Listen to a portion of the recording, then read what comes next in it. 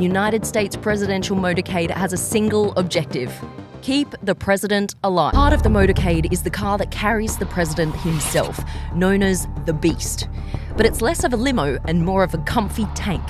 The presidential car, also known as Cadillac One, is designed to withstand any and all attacks. The Beast costs around $1.5 million and weighs in at a whopping 20,000 pounds, which is about the same weight as a Tyrannosaurus Rex.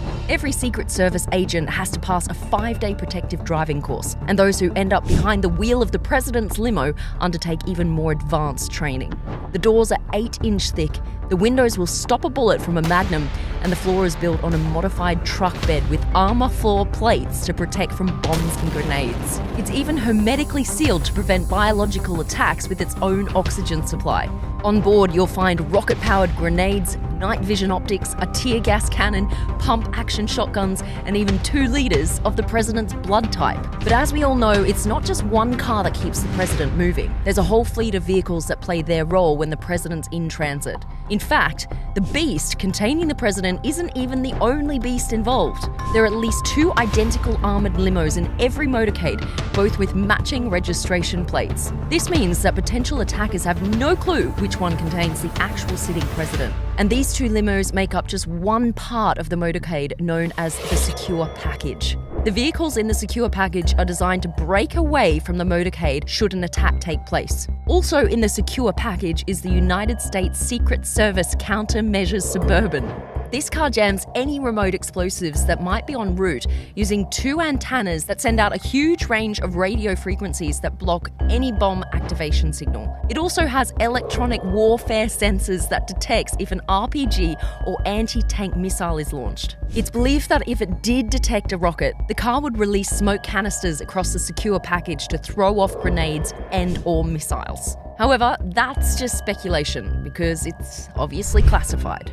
After that comes 3 separate SUVs with one distinct difference. 2 of them have their rear window open and 1 doesn't. These 2 SUVs are called the Halfback and the Cat Car. If the president's in danger, it's the job of the Halfback to defend the Beast and the job of the Cat Car to take the fight to the insurgents. The reason their rear window is open? Well, that's so the rear-facing passengers can open fire at a moment's notice. The car with the closed rear window is the control car. The control car carries the most essential staff, such as the president's military aide and doctor.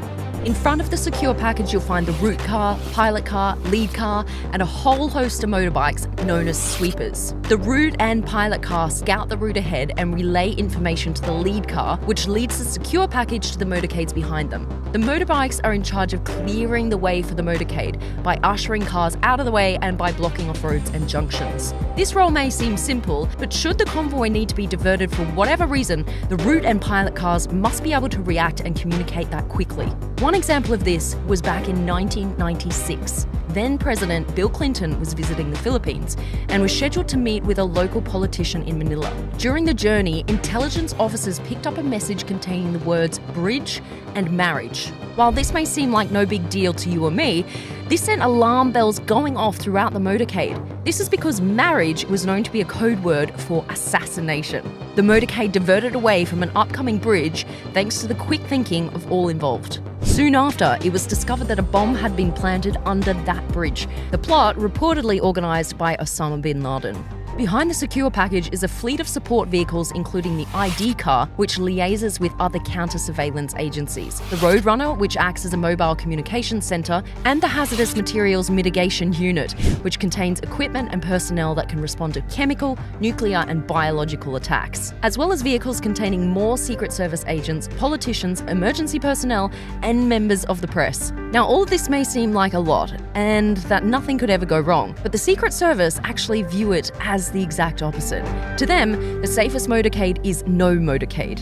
Travelling by car is seen as one of the moments when the president is at their most vulnerable, so the motorcade will only be used for journeys of 30 minutes or less. For everything else, there's Marine One and Air Force One. It's estimated that this one trip, which takes around an hour, costs over $150,000. So in short, it's an expensive business protecting the most powerful person in the world.